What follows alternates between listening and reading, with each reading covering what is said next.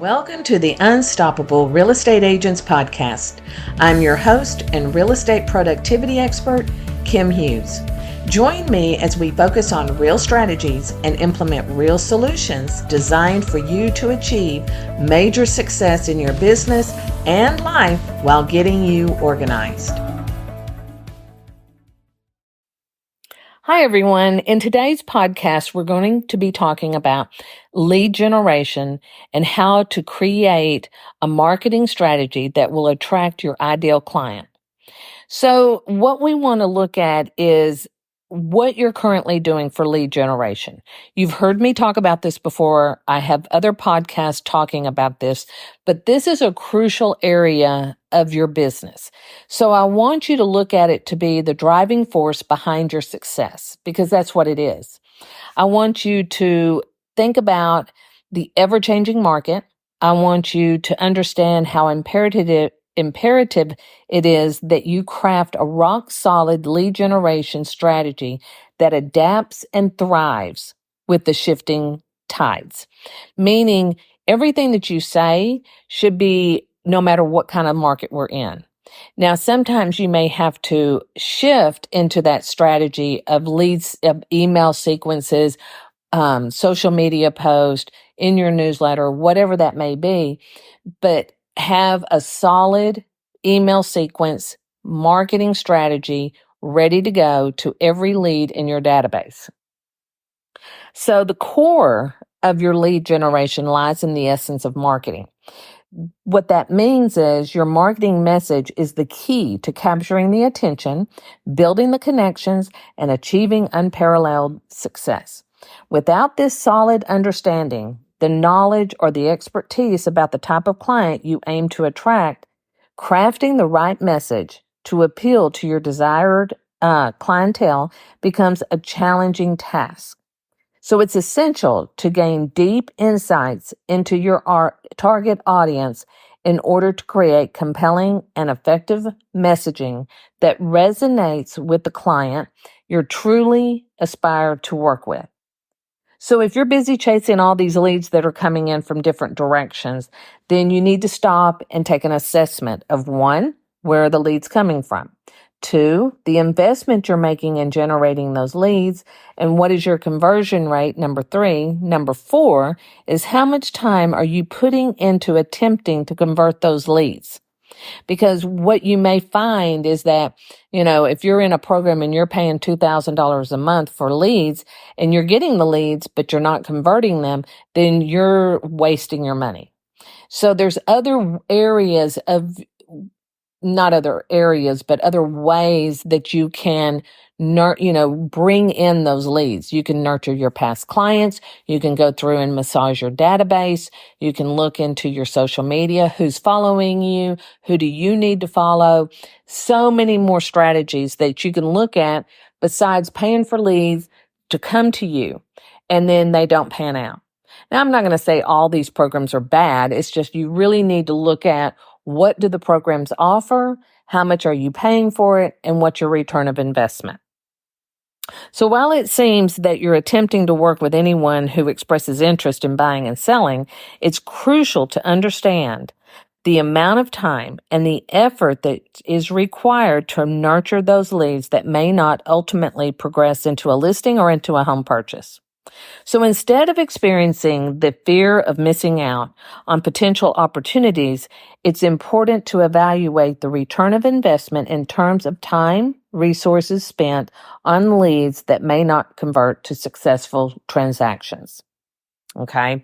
So what I mean by this is, and I know I sound a little bit redundant, but it's very important to understand, where do you want your leads to come from? Who is your target audience? Who is your ideal client? So it could be that you just sit down and create that, what they call an avatar. And that's telling you, who is that person that you want to work with? In the perfect world, who is that ideal client? Where do they come from? Where do they live now? What's their income range? What's that type of home that you're wanting to sell? Maybe you're a new construction agent. Then you need to focus on people that want to buy new homes. Who are those people? Hmm. You could tap into that anywhere. You could tap into first time home buyers, move up buyers, empty nesters. I mean, there's a variety. So you need to kind of niche that down to decide, who do I really want to work with? And then your mindset has to kind of go with that, so that you start putting out what they need to hear in order to build that ideal client in your database. I hope that makes sense to you, because that's where it's all going to come together. That doesn't mean you have to turn down business from other, home buyers or home sellers. It just means that while you're doing that, you need to kind of start looking at it. Who is my perfect home buyer? Who is my perfect home seller? Who's my clientele that I want to wake up every morning and be excited about working with? Okay. So I want you to make sure that you have a strong presence in your market. Of course, that goes without saying, but also with your past clients. So when I talk about your past clients, and if you've listened to this podcast at all, you'll know that I bring this up constantly, because it shocks me how many times when I'm talking to a potential client, one of the first things I will ask them is, do you have a strong marketing strategy to target your past clients? And most of the time, they will tell me, oh, I haven't talked to my past clients in 5 years or 2 years or 10 years. Okay, that is giving you an opportunity to open the door to build that relationship. I don't care how long it's been. I would say if it's been longer than 10 years, you probably have missed out. But you know what? I always look at it that you're paying for a lead that you don't even know. You have a name in your database that you've worked with in the past. So why not just pick up the phone and find out what's going on with them? Create you a script, come up with what you want to say to them and make sure it comes from the heart. And then find out what's going on with them now, what's been going on with them over the last period, in that period of time that you have not reached out to them, and find out what they're going to do in the future. Not just with their real estate needs, but, what's your plans for the future? Are you getting ready to retire? Are you fixing to start a family? Are your kids getting ready to go to college? What's going on that can help you determine what they need from you without them even knowing it. That is the key to a successful real estate agent, is to know what your client needs before they even tell you that, by just answering a few questions, right? So, um, again, you need to come up with a strategy to focus on these past clients. That should be number one. Social media is great. Newsletters are great. Leads are great. If you want to pay for them and everything. But if you really focus on those past clients and you really nurture them, that's going to be your number one referral database. And I have a lot of clients that we have started with them and taken them from where they haven't talked to their clients in 5 years or more. And we have helped them nurture those clients back into a relationship. And then now a lot of those agents basically just work off referrals. They don't pay for leads. They don't have to do a whole lot with anything else but nurture that past client database. Okay. So I want you to sit down and decide, who do you want to attract outside of your past clients? You might think of, people that you've worked with and you were like, you know what, that was an ideal client. I want to work with people like that. Then that's the beginning of your avatar. Okay. So just start focusing on it. Doesn't mean you have to do it in one day. This is something that you can work on as you see the market shifting or, just changing up a little bit. But you need to kind of start looking at, where is my ideal client? Is it a particular farm area? Is it a particular industry that's in your community? Maybe it's a high IT community and you want to focus just with IT clients. There's nothing wrong with that. But don't think it's going to happen overnight, because it's not. This is something that you're going to massage for a period of time, and as you build on it, it's going to grow. And then you will see the results of it coming around. And I can't guarantee you when. I can just say that if you have the right strategy and you have the right message, you're going to attract the leads that are your ideal client, as well as tap into your past clients. So those are the two things that I'm going to sit and tell you. I've seen it work. I work with clients every day that we work on these strategies and we implement them. And it may take 3 months, it may take 6 months, it may take a year. But in the meantime, people are responding. And when people respond to the message that you send out, that's building a relationship.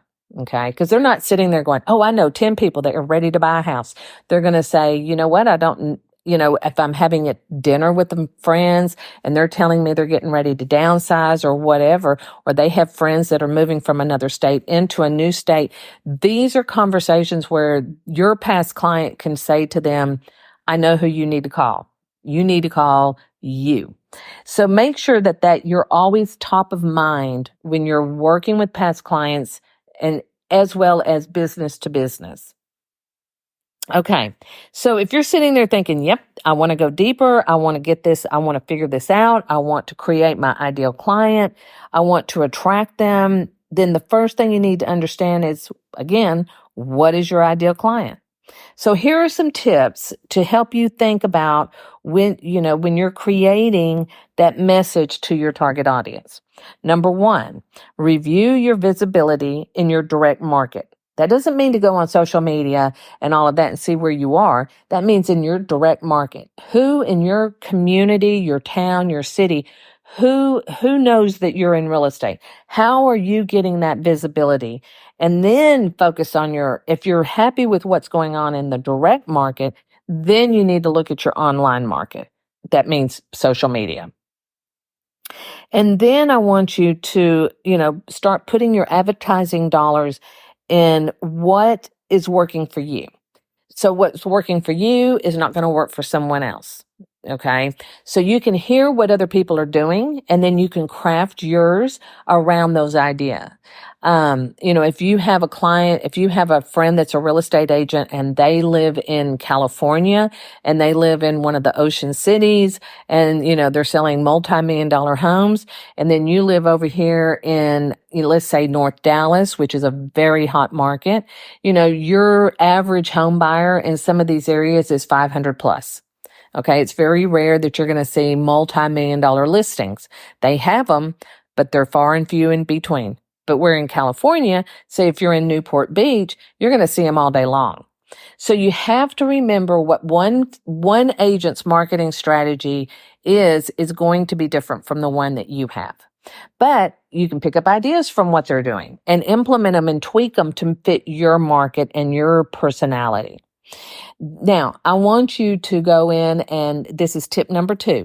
Analyze your Google Ads competition. That doesn't mean Zillow, Realtor.com, or the franchises. That means go down below those and see who in your market is showing up on page 1 or page 2 of Google. That's your competition. Okay. So if you have somebody moving from out of state and that is your ideal client, they're going to see that your competition before they see you. So this is where you could create some Google ads. You're probably going to get more from Google ads than you will social media. Now, I don't have any statistics to prove that. I just know what I see and what we implement and what works for our clients. So when you're doing a Google ad, you will see that, the pricing will be different for everybody. So you need to see who has got the highest bid. So that could be Zillow. It could be Realtor.com. It could be, HomeSnap. It could be, Keep Matters Current. I don't know. But don't pay attention to those big box companies. What you're looking for is who's in your market. And then create your keywords and your hashtags on social media. You want to make sure that your website is up and running and are really good and offers a lot of good information, because once they click on that Google ad, it's going to take them straight to your website. So you got to do some work there. So that's kind of like when I say do a Google ad, it's kind of putting the cart before the horse, because if your website is not stellar, then the Google ad is not going to do anything for you. People are going to click on it and they're going to go to your website and go, well, there's no information there. So then they're going to move on. So first you got to make sure the website is up to date and you've got really good content and information on there so that you can keep them gravitated to the website and then reach out to you through a form, a freebie, or something like that. Then number 3 is, like I said in number 2, look at your keywords. What are the best keywords for your market? Okay. Don't just put real estate. You should put like Mineola, Texas real estate, Mineola, Texas farm and ranch, Mineola land, things like that fit your market. Okay. I live in the country, so we have ranches for sale. We have, subdivision homes. We have starter homes, but it's a very, East Texas kind of home, area that we live in. So what my keywords here would be may be different, and I can guarantee you they'd be different than what I use in, let's say, McKinney, Texas. Okay. Because there's not any ranches in McKinney, Texas, because all the land is now subdivisions or master planned communities and things like that. Then number 4 is, what is your organic growth? Now, this is huge. You want to make sure that everything that you do is you're very focused on the wording, because the wording is what Google, Bing, and all of them look at in ranking you in the search engines. So make sure that when you're writing content for your website and you're doing your meta tags and your meta description and all of that, everything has the keywords that target to your market. So if I go in and put Mineola, Texas real estate, you should be number 1 on the search engine. And again, I'm going to say Zillow and Realtor.com and all of them may be ahead of you, but you're going to be the first one in your market. Even though I'm a real estate virtual assistant, the way that my organic growth has come into Mineola is I don't really work with local agents, because that's just I'm not their cup of tea. They don't want to put the time and the effort into my services. So, but what's interesting is when I get phone calls all the time from real estate agents looking for a referral and thinking I'm an agent. So if Kim Hughes, real estate virtual assistant, is coming up first in the Mineola Google real estate, that's saying that the real estate agents in this market, they're not putting in the effort. Okay. So what you want to look at is, and usually what I tell them is I have 2 or 3 agents that I can refer them to, but I also get phone calls from people looking for real estate to buy. So if I was an agent, I'd be capturing, the entire market for the East Texas area, because I get so many people emailing me and calling me thinking I'm a real estate agent when I'm not. I don't sell real estate, but I'm number 1 on the Google in Mineola, Texas real estate. It's just kind of crazy. So make sure that you look at your ads and your competition online and how you're focusing on, what you want to put out into that message with those Google ads. Then, number 5 is you must establish a prominent presence that positions your brand directly in front of your target audience. Now, this is where the significance of your messaging comes into play. The message you craft should cater specifically to your ideal client. So make sure you carefully consider the content and always keep in mind the intended recipient of your communication. Number 6, now this can be a real big deal for you, depending on your market. Look at your podcast in your local community. Who's doing podcast on your local market? These could be sports announcers. This could be life coaches. This could be anybody, doing anything and gravitating the local market to their podcast, and then become a guest on the podcast to share the real estate market stats. That could be a standing monthly invite by a podcaster in your community, because every month the market stats come out. So or even your local radio station. I don't know how many local radio stations people not listen to, but have. Like we have a local radio station here. And if I was a real estate agent, I would be on there every month sharing the market stats of what's going on. It might be a paid spot, but it's worth it because everyone in this community listens to that radio station because it's all about the community, all about it. So just remember your great messaging and your great branding is what you have to offer. And what is going to capture that ideal client is the key to success. So as you embark on this journey, it's important to maintain a realistic outlook on the outcome of the marketing. Now, this isn't a shortcut, like I said earlier. It isn't instant wealth, but by directing your efforts towards conveying your message to the appropriate audience, you'll gradually witness remarkable results and forge amazing connections, which is what real estate is all about. So if you find yourself thinking, yep, this is exactly what I want to pursue, this is what I've been trying to get done, I just lack the clarity on the steps to bring in all of it to fruition. So I'm going to encourage you to arrange a call with my team. And during that conversation, we're going to explore the immediate strategies that you can implement and determine if we are well suited to assist you in orchestrating this entire process. So as soon as we get off the phone, you'll at least have a couple of tips that you can implement immediately. Don't try to do it all yourself. You can't be everything in your business. So you need to focus on what you're good at and then make a list of what you need help with and then seek out the people that are experts in those areas to help you, which that's us. We know all the aspects of your business. So when you talk to us, we're not going to be trained. We're not going to be, having you teach us how to do anything because we've already done it. Matter of fact, we could probably give you tips on how to do it better because we've been doing this for over 30 years. I mean, everybody on this team has multiple years of experience in real estate. So I encourage you to reach out and take advantage of that phone call, that free consultation. So in closing, I want to make sure that you understand that your mindset is the key. By recognizing that you cannot fulfill every role in your business, you can avoid the temptation to take on everything yourself and drive yourself crazy.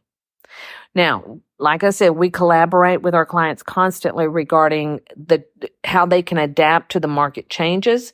By tuning ourselves to the market energy, we review where to allocate our time and how to assist during market shifts. This approach ensures that we stay attuned to the client's needs. So we have ideal clients as well. So, our little avatar is focused on our ideal client. And that helps us to determine how we can help you. Because if we can't help you, we're going to tell you. We're going to just be straight up and say, what your needs are not something that we can help you with. And then that way but we're still going to give you information that you can implement and move forward in finding the right person. And we may even know the right person. We have a whole network of people that we work with in all areas. So if we can't help you, we can most likely refer you to someone that can. So I feel confident that this will assist you in examining your lead generation marketing strategy. So by dedicating thoughtful consideration to identifying your ideal client, you can fine tune your marketing approach to attract the right ideal client. So if you have any questions, I suggest that you schedule a strategy call. Like I said, they're complimentary, no charge. But you know what? It'd be the best 30 minutes you ever spent because we're going to give you some really good insight of what you need to be doing.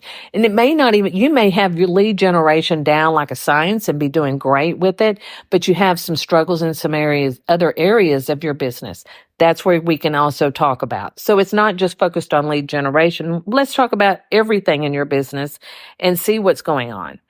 We can even help you pinpoint some problem areas just by having a conversation without you even talking about it. So I'm going to ask you to, help us get this podcast into front of a lot more people. We are doing really good. Our numbers are great, but we really feel that what we have to offer in this podcast, these are true and tried strategies. So if you could, give us a review, give us a like, share the podcast with others, we would really appreciate it because we can't move forward without you. So we would love to see how you can walk away with some ideas from this podcast and then also share it with other agents. So if there's anything else that you need to talk about with us, again, schedule your call. We'll be happy to talk to you. And then, if you have any ideas of other podcasts that you might be interested in, or maybe you're an expert in a particular area and you'd like to be a guest, then just drop us a DM, send us an email, drop a comment. We'll be in touch with you. So thank you so much for joining us today. I hope that this was informative for you, and we will talk to you soon. Bye.